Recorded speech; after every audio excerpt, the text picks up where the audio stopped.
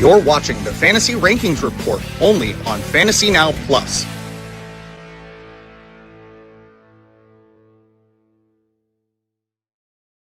Hey, welcome to the Fantasy Rankings Report. My name is Topher Kurt, but you can call me Topher, and I'm hosting this with my friend Michael Flores. Michael, how are we doing tonight? I'm doing all right. We'll see how week 6 goes for us. Hopefully we're not going to get too injured. Right? Injuries galore everywhere. So, what I would like to do is to introduce you to what this show does. Sorry, my phone was going off. Okay. We compare consensus rankings between running back and wide receiver through a various amount of platforms, and we bring those to one composite ranking, and we talk about what experts agree on, what experts disagree on, and we highlight all of those things as well. We got one of our everydayers here. Hey, all you beautiful people, and me. See, he knows that I'm just that much more beautiful because he had to include me as above, right, Jamie? Jamie Pierogi here, watching and listening. We love it. As we are going through our rankings, I am our wide receiver expert. Michael is our running back expert. And we will get started here. I do want to mention that the show is brought to you by Fantasy Now Plus and the Finns Talk Sports Network. Make sure you subscribe to both channels. The links are in the description for however you are taking in this podcast, this video, this however you are ingesting this information.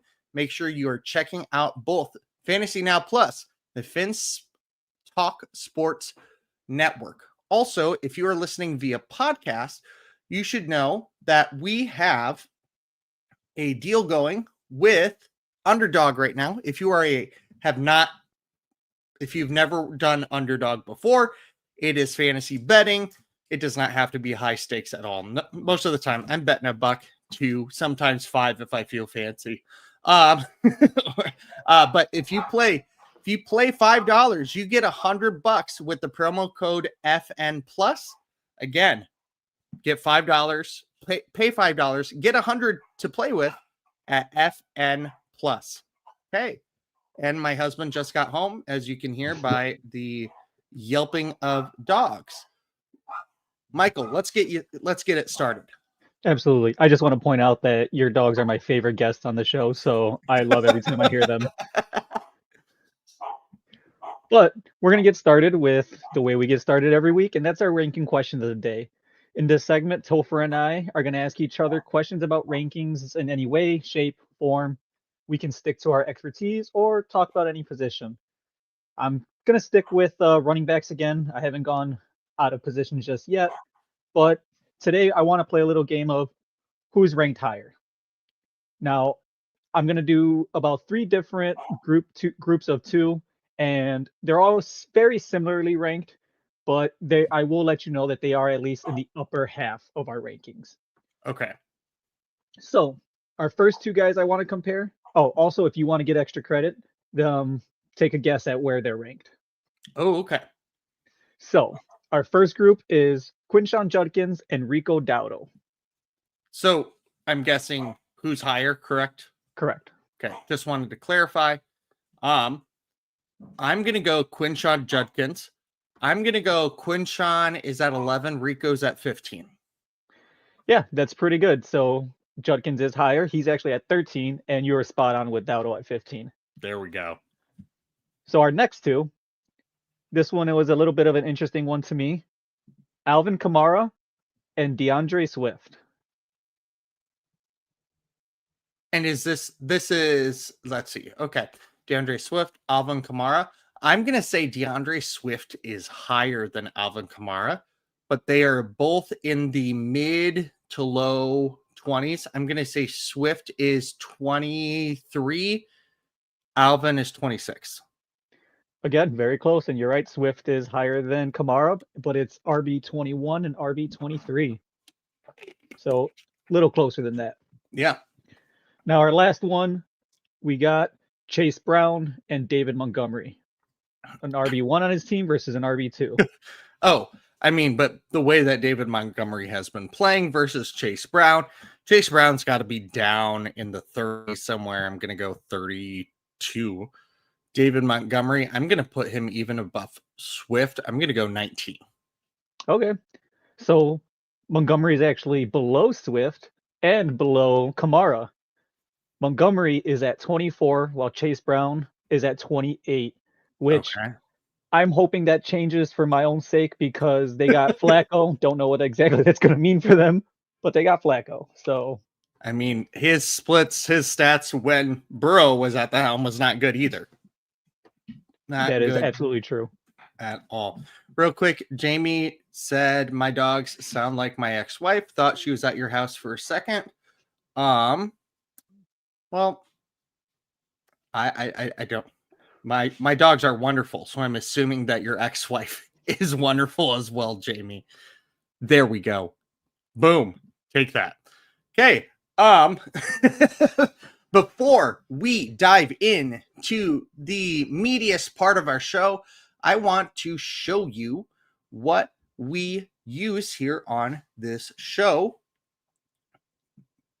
as our rankings, as all of that fun stuff.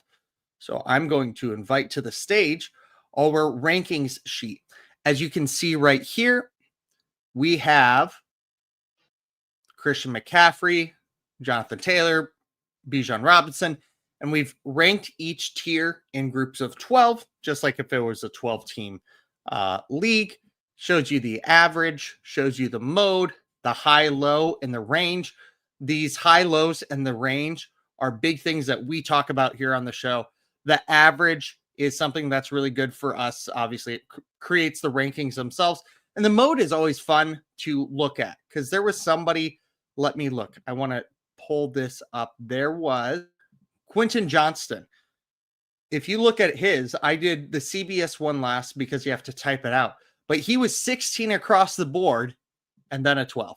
So even though his range is 12 to 16, that mode, that most common ranking, also can help us differentiate and go, okay, this is the most common ranking. Like right here, you've got the mode right here is for DJ Moore through T Higgins. It's all the same, but those ranges are different. So it's always a fun little stat to throw in there. Okay.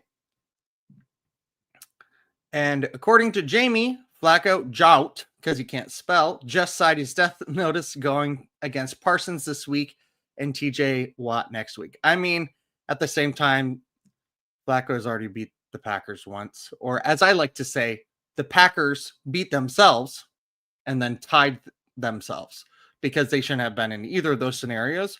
But that's not what this show is about. I digress.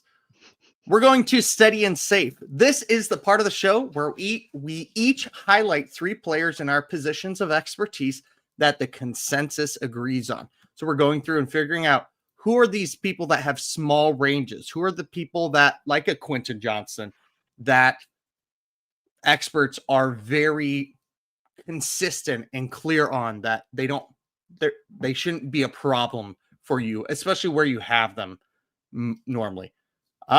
I'm going to start us off with this. Wide receiver, the first one I want to talk about, and I've talked about him before in this segment, is Chris Olave. He's wide receiver 26. He's got a range of 1 between our 6 websites that we use. He's got a range of 1 right there. That is incredible. And he's just a very solid low-end wide receiver to high-end wide receiver 3 when everybody's there, probably right in the middle of that wide receiver tier with injuries and with bye weeks.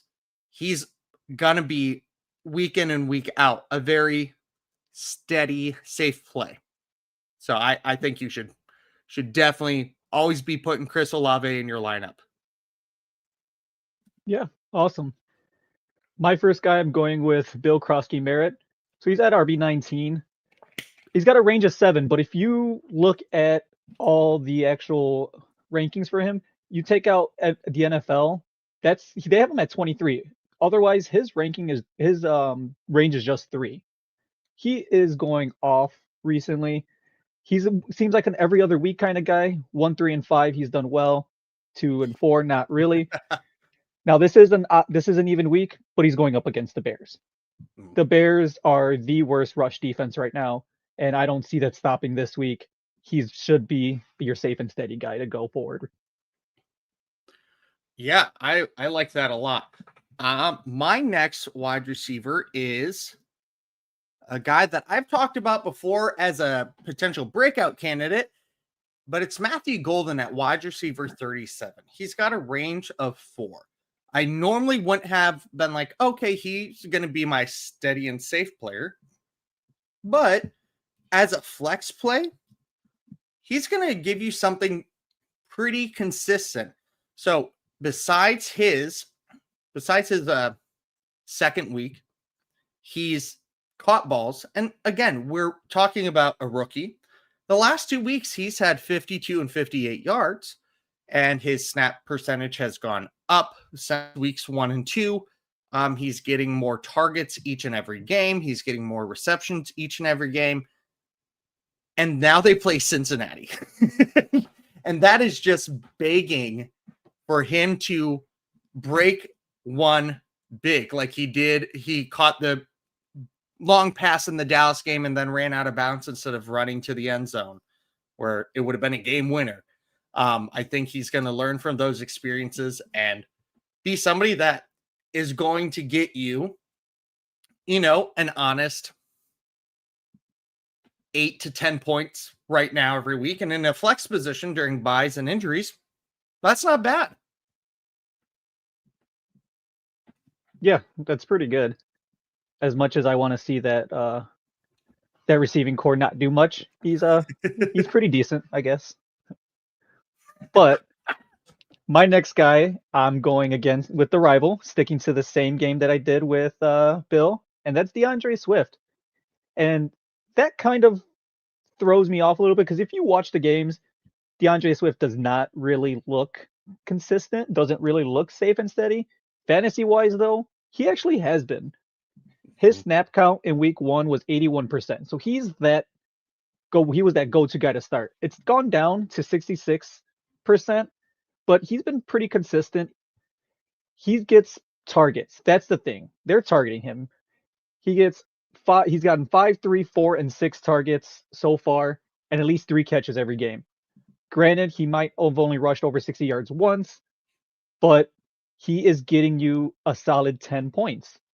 I will take that for my flex, for my RB2, especially with how my RB2s have been performing. But they're going up against Washington, who's about middle of the pack as far as rushing yards allowed, but they're giving them their 6th most receiving yards to running backs.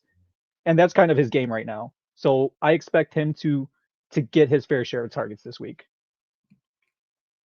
I think that's a great call because he's producing average, but you're going to get average. That's what you're going to walk away with. You don't have to worry about, is he not going to produce? He's going to get the ball. He's going to get touches. He's going to get targets. I like it. My next one is Cooper Kupp of the Seattle Seahawks. He, according to experts, is wide receiver 42, and he has a range of 3. Now, you might be like, okay, Topher, his stats have been up and down. How is he going to be consistent? Well, in their last game against Tampa Bay, which was a shootout where they needed to pass the ball, he had 9 targets and caught the ball 6 times and had some incredible catches with it. Again, when they were playing Pittsburgh and he needed to be involved in the game. He got 9 targets, 7 receptions, 90 yards. This week, the Seahawks are going up against Jacksonville. A Jacksonville team that just beat the Chiefs and that are 4-1, surprisingly. Seahawks are 3-2 and just lost at a last second field goal to Tampa Bay. Like, Seahawks are right in this march. It's going to coming down to a couple last drives where Cooper Kupp is going to be a sideline outlet that Sam Darnold can utilize. Is he going to get a touchdown? Probably not. But at wide receiver 43, I think that 42, sorry, with a range of 3, I think he is a solid play in comparison to some of the people that's around him. When the Seahawks are winning, he's not necessarily going to be a target. But when they have to play a tighter game script, Cooper Kupp will be a target. And I feel that this week against the Jacksonville Jaguars, he has to be a target for them to succeed. Yeah, absolutely. I love that. I'm going with Seattle on mine. So I'm going Zach Charbonnet as my third steady and safe guy. Now, I know he's a backup. He's an RB31. He's got a range of 4. He's the RB2 in Seattle, like I just said. But he sees on average 54% of the snap count. And he's right at 50% in the red zone snap counts. He is right there in it to score touchdowns. In fact, he has 3 red zone touchdowns, which is the same as Walker. And if you take out his horrendous week 2 game against Pittsburgh, where he only had 10 yards on 15 attempts, it was one of the worst showings you could possibly see. His other games, he's scored 10.7, 12.4, and 11.8 points. Now, as a backup, that is fantastic. And if I'm there and I have Charbonnet or DeAndre Swift, which I said DeAndre Swift was a safe and steady play, I'd go Charbonnet over it. But they both equally can hit your RB2 and flex guys if that's where you're at. Yeah, I have been a Charbonnet proponent all offseason, and he's showing more consistency than Walker. And that's one of the reasons why I liked him so much. I think him at running back 31 is kind of a little bit of a steal. Like, it's an under ranking in my personal rankings, but I like it.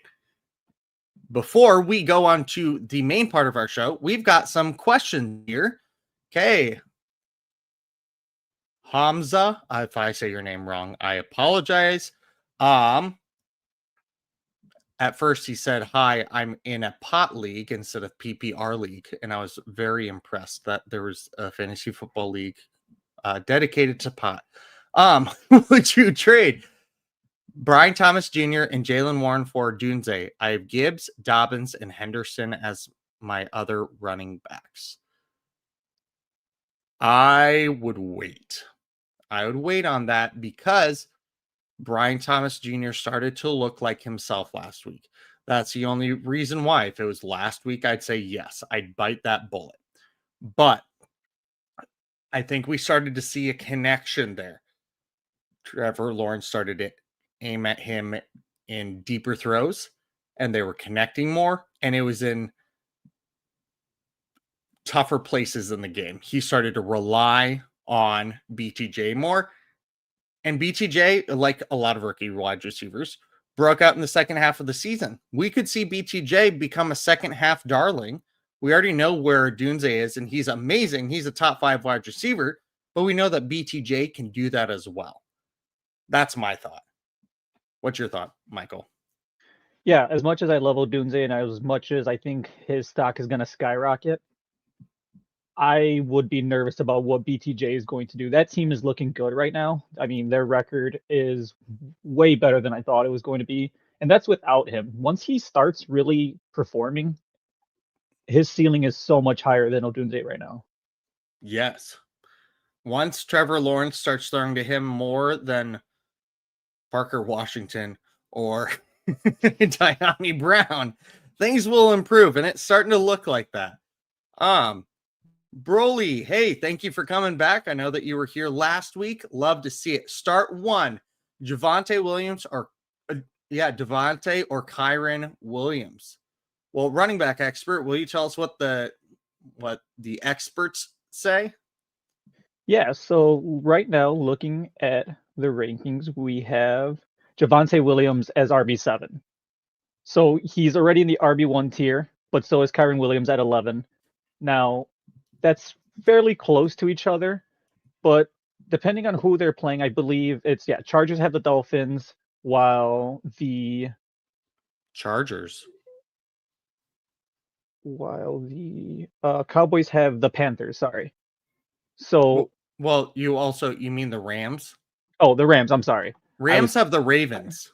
I had Omari and Hampton on my mind, to be honest. But yeah, so the Rams have the Ravens, which if the Ravens are going to be decimated like they were last week, I think they were missing half their starting defense last week. Yeah. I would keep an eye on what that looks like. If they're going to be, a lot of them are going to be out again, I'm going to go Kyron Williams. But I do really like Javonte Williams versus the Panthers, because the Panthers defense is really not that great. But right now I'm leaning more towards Kyron Williams. Yeah, well, I will also add to that. The Carolina Panthers run defense is, according to Yahoo, is the 19th best 19th best defense for a running back to go against. So they are in the top half, like the tougher half of the league for that. And we are talking Ravens are the second easiest team right there. They actually have a difference of 9.5 points per game difference to the positions. So I think Javonte has a better chance. Absolutely. But if we see a Ravens, I agree. Look at those injuries. If we see a Ravens team depleted by injuries again, I think Kyron will run all over them. Says, thanks. I was leaning Javonte, thinking that Stafford will air the ball more against the Ravens secondary. I think that could be it. I could see that happening, but if they get to pull what the Texans pulled by halftime, they're not going to do much. They're not going to put Matt Stafford in injury situations in a blowout. So I think it's a good question. I like it. And Jamie would like to join your pot league. We are now at the meatiest part of our show, the main part of our show. We are each going to highlight 5 players in our positions of expertise that the consensus disagrees on. We will talk about them, one from each tier. For example, wide receiver 1, wide receiver 2, 3, 4, 5, just like you saw on the sheet earlier if you were watching it visually. I'm going to start off with somebody I never thought I would say is in the wide receiver 1 tier. Deebo Samuel of the Washington Commanders at wide receiver 10. He has a range of 9, which is a very big range within the top 12. Those big ranges up there are normally 4 to 5. So having a range of 9 really screams out at you. When his snap percentage is above 45%, he has finished with 70 yards in 3 out of 4 games. He's had 6 receptions in all of those games. And he's had double-digit targets twice. One game he didn't play more than 45% because he was getting a little injured, but he came back next week totally fine. McLaurin might play Sunday. He didn't practice today, and he hasn't played since week 3. However, McLaurin has not been affecting Deebo Samuel on how he gets his target or how his game is played. They're 2 very different players.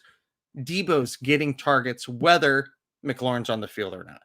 They're facing, as you talked about earlier, with Bill Clinton, Krosky, Merritt, Alexander McQueen III. The Chargers, bringing up the Chargers again. The Commanders are playing the Chicago Bears. The Chicago Bears are the 8th best matchup for wide receivers, and they give up the 5th most rushing yards per game to the wide receiver position. That's normally a stat I don't care about. But with Deebo, he's getting a rush or 2 every single game. So if the Bears make it easy and they're bad at defending it, why not do it more? Why not give that ball more to Deebo Samuel when it could be something that he can break 20, 30 yards for? He can score on. Last week, 11 of Jaden Daniels' 26 targets went to Deebo Samuel. 11 of 26. No other player on the team had more than 2 targets. So if you look at it, it is 11, 2, 2, 2, 2, 2, 1, 1. Like, just Debo is who Jaden Daniels is leaning on. Debo is the guy there. And even with McLaurin, he might not be fully ready. And McLaurin has not looked like the McLaurin of last year. McLaurin also last year was the only person, the only viable receiver on his team. Now he's not. I love McLaurin. I love the talent. I love all of that. But for fantasy, he might not be what he was hyped up to be this year, unfortunately. Debo does lead the Commanders with 38 targets, tying him with Emeka Egbuka and Brian Thomas Jr. for 14th in the league. So 14th highest amount of targets in the league. And he has the 7th most receptions in the league with 30.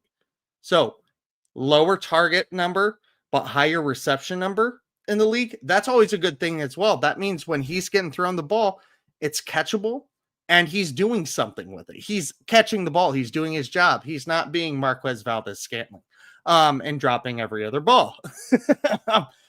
Against the Chargers, Debo and Jaden Daniels were practicing a touchdown dance in the huddle with less than 2 minutes left in the game. Did you see this? No. So I saw it while I was doing some Debo research today. With less than 2 minutes left in the game, it was like 1:17 or something left in the game. It was 4th and 7. They were 15 yards from the end zone. They were practicing the touchdown dance because they threw a touchdown on that play and ran into the end zone and did that dance. You can't buy that chemistry. You're not going to put that flame out. You're practicing a touchdown dance on 4th and 7 within the last 2 minutes of the game because you know this play is going to work. That's the kind of connection that Debo Samuel has with Jaden Daniels. Debo to the moon. That's awesome. I got to look that up because I'm all for let the kids play. I love that. Right? That's so cool. My first guy I'm going in the RB1 tier, that's Josh Jacobs.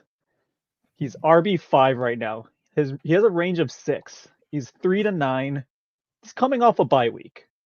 Now, the week 5 against Dallas, which they tied, by the way, in case anybody was not aware of, he had 86 rushing yards, 2 touchdowns, 4 receptions, 71 yards, good enough for 31.7 points. That's insane. Like, that's ridiculous. And his worst week, which was basically against Cleveland, which I don't know if anybody knows, they lost that game. But he had 30 yards on 16 attempts. He was kept alive, though, with 9 targets, 5 receptions, 44 yards. And that's the only game he has not scored this year. He has scored every other game. In fact, that was the game that snapped his 11-game touchdown streak, which pisses me off because that's the only game I bet for him to score a touchdown this year so far. So that I love. You know what?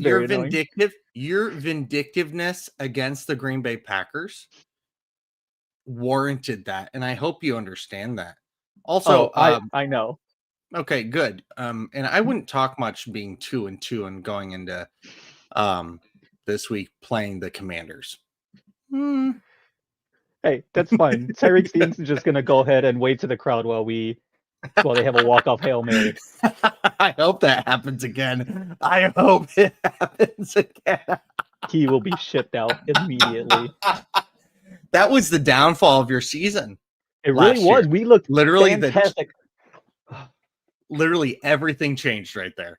It was insane, and it made me laugh so hardcore. It was the worst. But I digress. Josh Jacobs is going up against Cincinnati this week, which you've already mentioned. Cincinnati is not great. They're currently 24th in the league in rushing yards allowed. They're giving up an average of 132 a game. Now, they barely allow any receiving yards to running backs, but Love has been going to him. In the last 2 games, he's had 9 receptions on 13 targets. The 2 games before that, a total of 1 target. they found something with that passing game between them that Love is starting to like.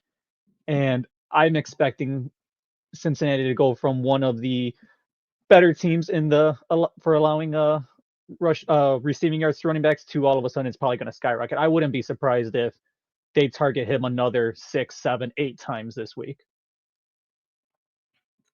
I agree. Also, the Packers are 14.5 point favorites in this game against Cincinnati. Wow. Vegas odds have that, which is insane, but it's realistic. It's real. And who benefits from that more than Josh Jacobs? No one. Absolutely no one.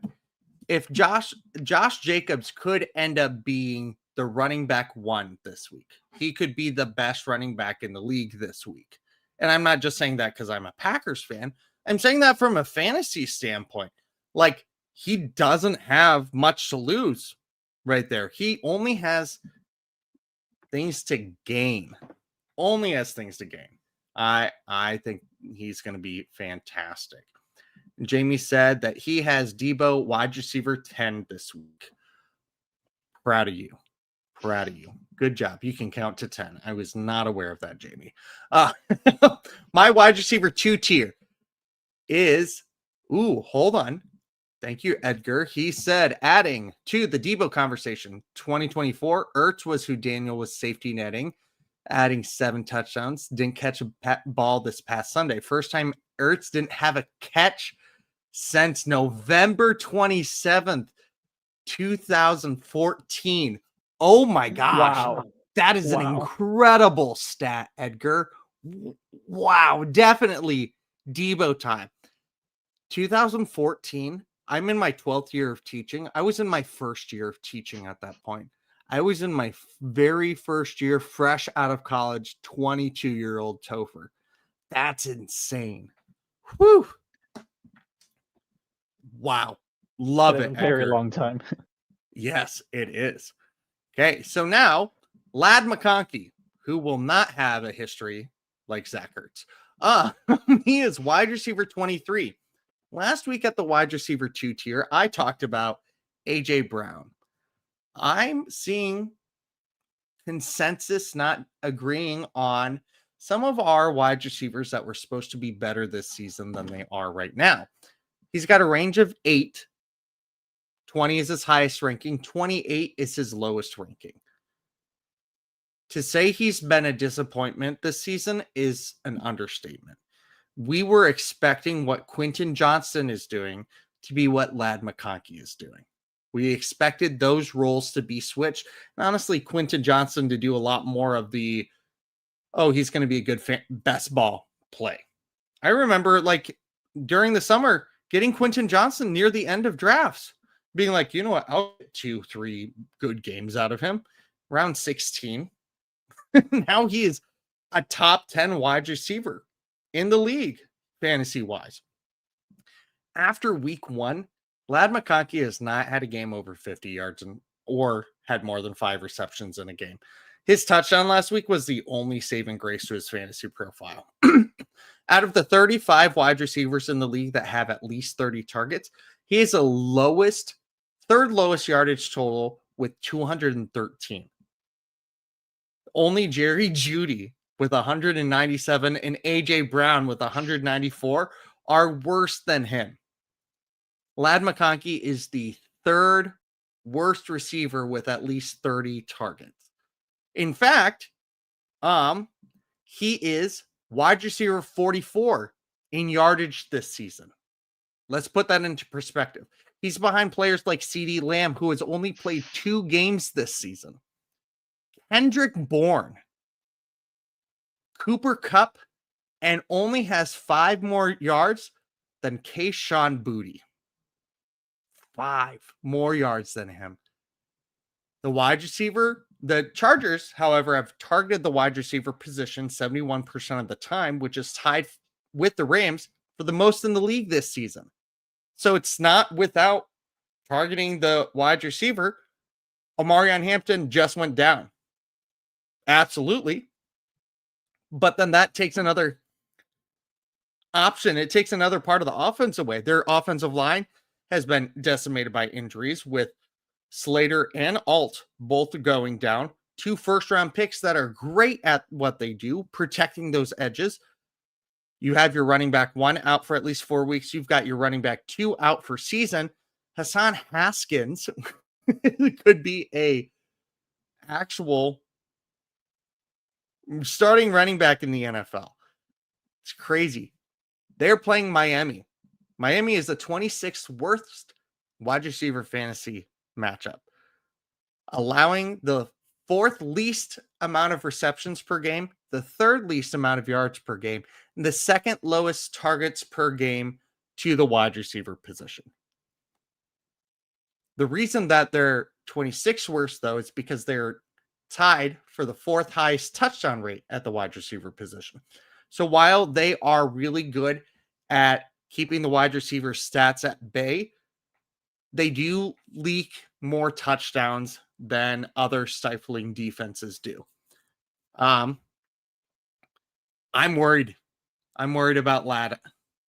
He's the tertiary option right now, which is crazy. There were some more connections. You saw a little bit more, kind of like Brian Thomas Jr.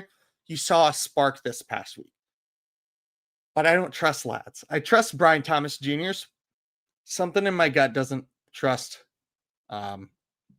Ladd's. Jamie Perogue has Ladd, Quinton Johnson, and Keenan Allen all in the top 24 this week. Wow. Well, that is gutsy. That is good for you. Good for you. Good for you, Jamie. I will not be doing that. Ladd McConkey's not getting the stats, the sticky stats that he should have for me to trust him right now. And I hate saying that, but it's the truth. Yeah, one highlight I did see, or low light, depending on how you want to look at it, was that punt return that he had, where he broke a couple ankles, he broke a couple tackles, hurdled the punter, I think. Yeah. And then it got called back. Oh. Well, he scored a touchdown and it got called back for a hold. That was heartbreaking. Yeah, that absolutely hurts. But moving on to my RB2 tier guy, I'm going Rico Dowdle. Briefly mentioned him last week. He skyrocketed up the charts, and for good reason. They have him at RB15 right now, but his range is 16. So his range is all over the place. Oh, wow. Yeah, so essentially they have him as high as an RB1 tier and then as low as mid RB3 tier. So consensus right here on him right now is way off all over the place. In week 5, this past week, where he got the start because Chuba was hurt, he finished the week as RB1. Now that's the way to do it if you're getting your first start because of injury. Now he had 23 attempts, 206 rushing yards, a touchdown, added 3 receptions to that in 28 yards. That was good for 32.4 fantasy points. That is fantastic. Yeah. And what's next up for him? He gets to go play Dallas, where he spent his first 4 years, and Dallas is doing Dallas things. They are allowing 127.4 rushing yards per game, allowing the most passing yards to running backs, which they're just a yard shy of 300. Next closest was, I believe, at 249. So it just really starts dropping off from there. But they are allowing running backs to do everything versus them right now. Now, Hubbard didn't practice again today. That's not really a good look for any Hubbard holders out there. But if you were able to get Dowdle off waivers, or if you were in a deeper league and you just had him sitting there, kudos to you because he was going quick. This revenge game is going to go hard. I think he just absolutely destroys and just gives Jerry World just a big F you. I like Rico Dowdle a lot this week. I do too. I was honestly very surprised when he signed as a backup in the offseason, because near the end of the second half of the season last year, he was dominant. He was breaking big plays. He was looking electric, and he's apparently nobody wanted him as a starting running back, or even like I thought about like a Najee Harris or J.K. Dobbins kind of role where that would happen. But Chuba's the clear number one running back there. But Rico can do the same. He can, different player, but can produce that same. We saw it last week. I love it. I think he's a play. My wide receiver 3 tier is Devonta Smith. These big names being in wide receiver 2 and wide receiver 3 tier, or at the bottom of wide receiver 2 tier, like Glad, it's dystopian. I don't like it.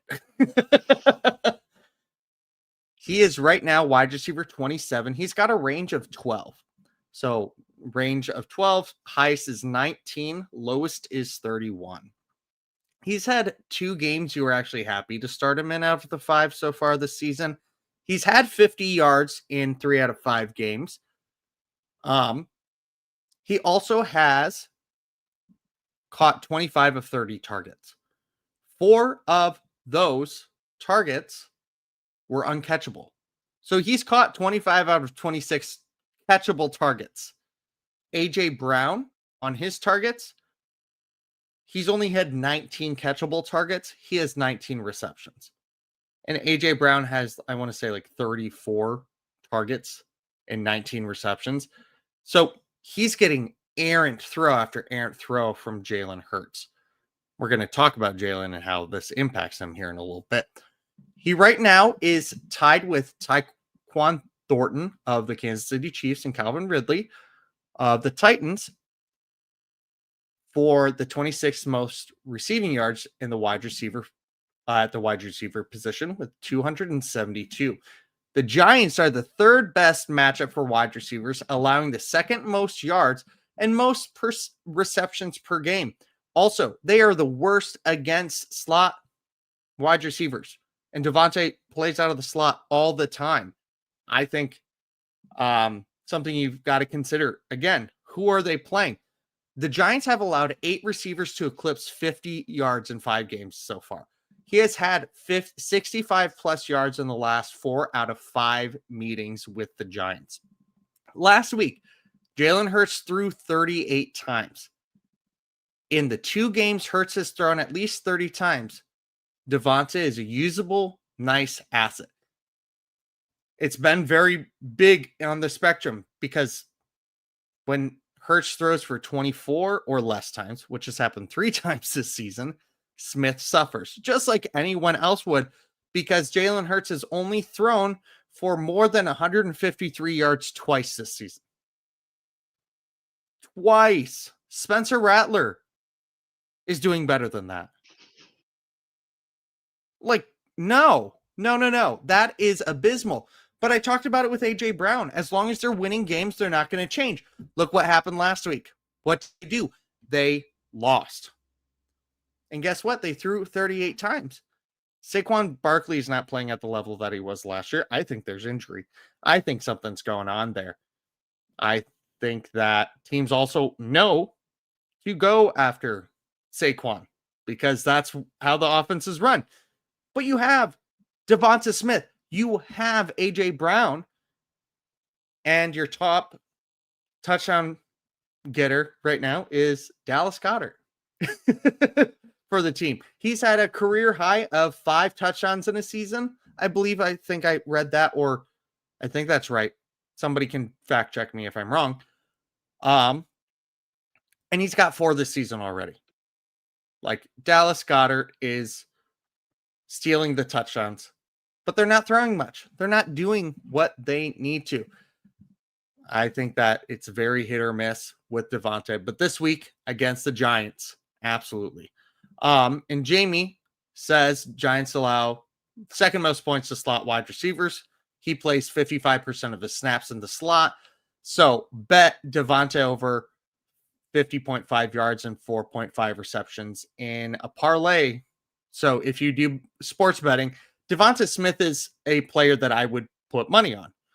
I would use that underdog promo code right here to get started. And Devonta Smith is a good bet for that. He's had 50 plus yards in 3 out of 5 games. and they're playing a Giants team that is letting wide receivers walk all over them. Yeah, and going back to what you said about the touchdowns, his second year, 2019, yeah, he had 5 touchdowns, which is his career high.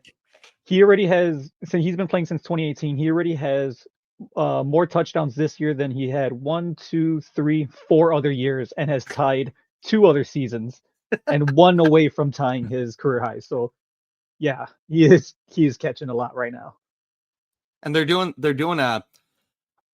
it's almost like it's not a tush push, but it looks like it's going to be. And then Hurts just flips it to Goddard and it gets some points. And again, Eagles don't care about your fantasy points.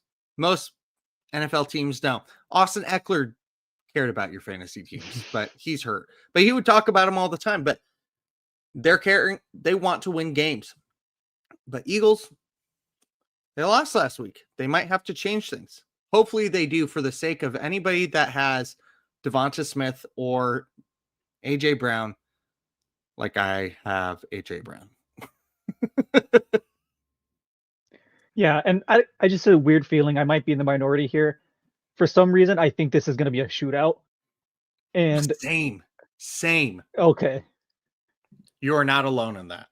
Okay. I just had this weird feeling that it's going to be, and if that's the case, then your fact about Hurts throwing, if he throws more than 30 times, that Devonta really gets the ball, I think that's going to be the case this week as well.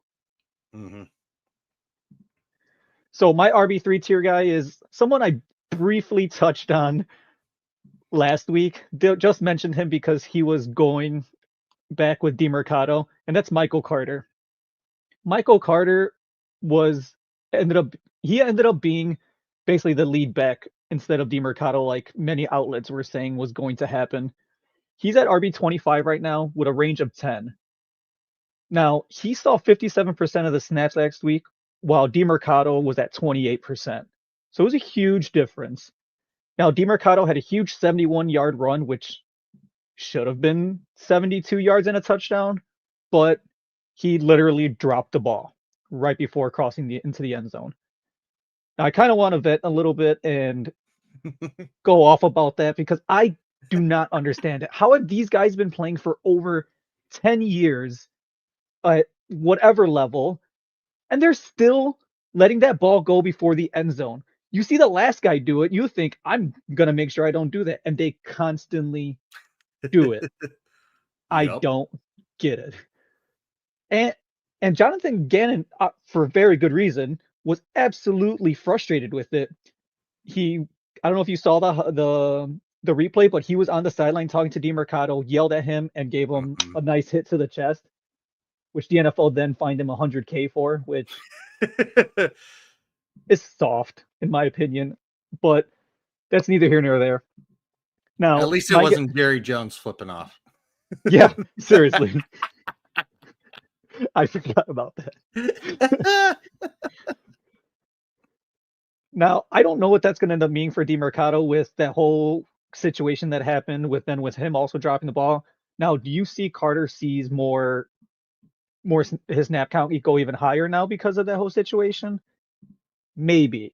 But they obviously like Michael Carter more than they like DeMercado. So I'm expecting them to use him more. But the problem comes in their next 2 matchups. Going up against Indy next, they're only allowing 98 rushing yards a game. After that, they got the Packers. Packers are actually right now second in the league for rushing yards allowed. They're only allowing 77.5 per game, which is really good. It hurts to talk about, but their rush defense is doing very well. And then 3 weeks from now, bye week. So while Michael Carter might be that lead back, I don't anticipate him really doing anything the next 2 weeks, and then there's a bye week. Yeah. I get it. Yeah. Michael Carter could be something.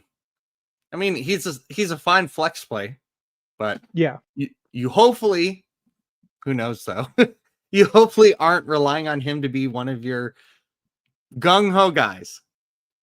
Speaking of guys that you should not be gung-ho on, let's talk about Keon Coleman. Wide receiver 40. His rankings wide receiver 40, and it shouldn't be. It should be so much lower.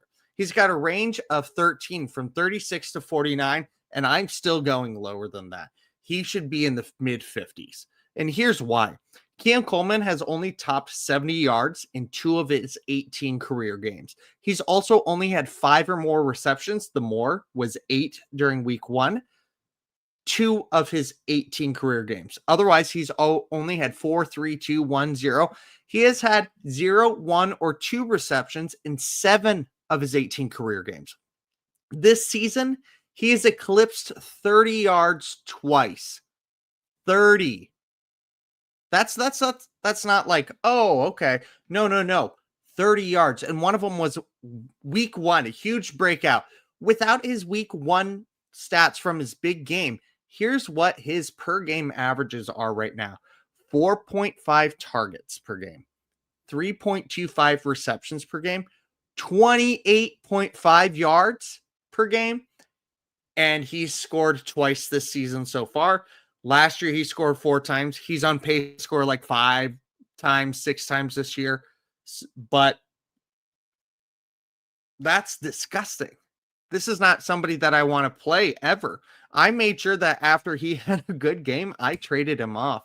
I had him in my dynasty. I was big about him last year. I was like, yes, Keon Coleman's going to be the next big thing. He got seated on the first drive of this last game. He got benched because of disciplinary issues. They literally held him out and said, this is not the first time it's happened. He has to mature. He has to grow up. Josh Allen isn't going to deal with a receiver like that. The Bills aren't going to. I frankly also don't care who he plays this week.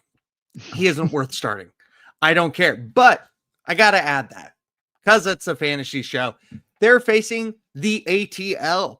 They're the 27th worst matchup for wide receivers at the position. And they have allowed they've allowed the 3rd least wide receiver receptions per game this year. It's not looking good for Keon Coleman. Not at all. I don't want him. I don't want him on my team. I don't want him anywhere near it. I don't even want him to be a bench play. I can go 5 bench plays that are better than this. I'd rather start Jake Tungas from San Fran. I'd rather play a tight end. I'd rather play AJ Barner. I'd rather play a tight end in my flex than Keon Coleman. Sounds like we're plugging in Kyle Juszczyk over Keon Coleman. Maybe. That's awesome. My RB4 tier guy is Tajay Spears. Now, he started... Tajay. So, you know what? That's what I thought. And I went online to go check it. And I was like, I typed in pronunciation for Tajay because that's what that's how it spells. And 3 different places has it as Tajay. What does he say? You know what? I didn't watch any videos and I should have. That's okay. That's okay. It is a classic trope of white people trying to pronounce somebody's name and not being able to do it. It's probably going to be Tarzan or something like that we are very wrong at. So sometimes I'm like, whoa. But hopefully what I looked up was incorrect because it's a J, not a Z. It's Tyjae, which looks like Tajay. I'm a fan of you looking that up. That's awesome. Let's just hear him. Let's get him on the phone. Get him on the phone. Producer, get him on the... that's me. Okay, not happening. Absolutely. We'll have an update next week for you guys. But he's currently listed at RB45, and he was on IR for the first 4 weeks. He did come back last week, and he was able to see about 25% of snap count. They gave him 4 touches, 14 yards. Now, the offensive coordinator, Nick Coles, just said yesterday, expect that workload to be increased immediately. So what that means exactly, I am not too sure, but they're seeing Las Vegas next, who's right around the middle of the pack for rushing yards given allowed per game. Now, if you were able to hold on to him, or you're in a deep league with Dynasty, whatever the case is, this is somebody that I was looking forward to before the season started, just to see what was going to go on. But we're going to see this next week on what to expect from him, or at least in the next couple weeks. But in my opinion, right now, he's a guy to take a look at, to just keep an eye on. And so far, almost every week, I feel like I have a guy that I point out to keep an eye on, and they're at least doing something to at least to continue to keep their eye on. So this is my keep an eye on guy for the week. There we go. Good. I think I like that you put somebody, keep an eye on this guy. He could amount to something. I like it. My wide receiver 5 tier, somebody I would play 100 times over Keon Coleman right now, and that is Tyquan Thornton, wide receiver 59. He has a range of 10, 53 to 63. He has the same amount of yards, 272, that Devonta Smith has on 13 receptions and has 3 touchdowns in 3 different games. So he's not piling on like a Trey Tucker where you're like, oh, he has 4 touchdowns, but he's only scored twice in 2 games. No, he's getting it. It's getting spread around. He also, just like Devonta Smith, has 50 plus yards in 3 out of 5 games. He also has the highest reception yards per reception in the league for wide receivers with at least 10 receptions. That's a great stat right there. He has 7 20-plus yard receptions, which only puts him behind JSN, Igbuka, Tetaroya, McMillan, Puka, and Justin Jefferson. He is ranked number 6 in the league for catches over 20 yards. However, this is why he's down at 59 and not higher. His snap share, weeks 1 through 3, 74%. Last 2 weeks, weeks 4 and 5, 39%. He only has 1 game over 3 receptions. So you are banking on that he's getting a big play and hopefully getting a touchdown. And you can't bank on that every week. Rashee Rice is also back next week. Is it next week? Yeah. Rashee Rice is back next week. At least his suspension is lifted. And that's something to consider when you're looking at somebody like Hollywood Brown, or you're looking at Tyquan Thornton. They also play the Lions. The Lions, unfortunately, just lost Terrion Arnold to an injury, and they don't know how long it's going to be right now. So they have lost their cornerbacks 1, 2, and 4 on the season so far. So there is chance for this. However, their safeties are top notch. Brian Branch and Kirby Joseph. Kirby Joseph led the league in interceptions last year, and he is stealing that ball again this year. The Chiefs are 2 and 3. They're going to have to make some desperate plays against a 4-1 Lions in order to not go 2 and 4 and put this whole team in pandemonium. I think Tyquan Thornton is a good flex play this week, and then you trade him. Or maybe even trade him this week and hype him up that he's going to do something this week. And then get something that you can actually use after this week.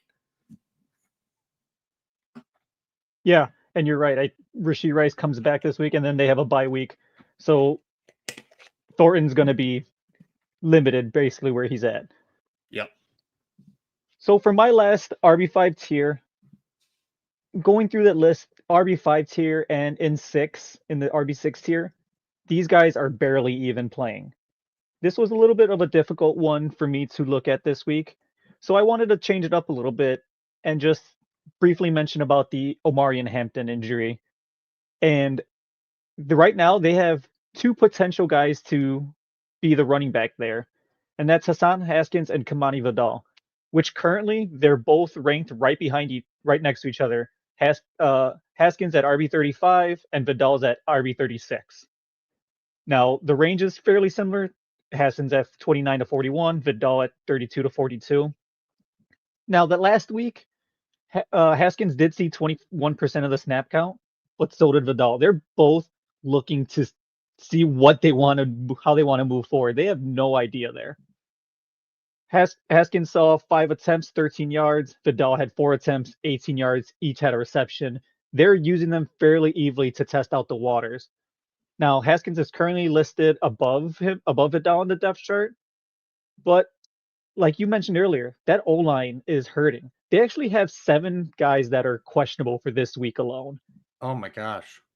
Yeah, that O-line is unfortunately going to get maybe someone hurt again. I mean, there's going to be guys that are going to be down, and I don't really know how that's going to go, but those are some guys that Vidal is being really touted on a lot of people. I hear them talking about him way more than Haskins, but currently Haskins is higher in the depth chart, and Haskins does not have great hands. So I'm going to expect Vidal to get on the passing plays, while Haskins will probably get majority of the rushing plays. And Haskins is significantly bigger. I think he's a good 4 inches taller and probably a good 10 to 15 pounds heavier. He'll probably get the end zone plays as well. But those are 2 guys that you're going to have to figure out what's going to happen on that Chargers team. Yeah. I think it's really, really interesting to see where that goes. Because are either of them going to produce? What's going to go on? Are they just going to turn into even more pass happy than they already are? Like, what's going to happen? In a PPR league, we've got asked, would you trade BTJ for Ladd, Chase Brown, DeAndre Swift, if any? Are you talking one-on-one or all 3 of them? Because maybe if it's all 3 for 1, yes, but otherwise, no. No, I'm holding BTJ. Chase Brown, no way. DeAndre Swift, no. That is, he's not going to give you anything close. Yes, 1 for 1, absolutely not. Then no, I like BTJ a lot more than any of these guys.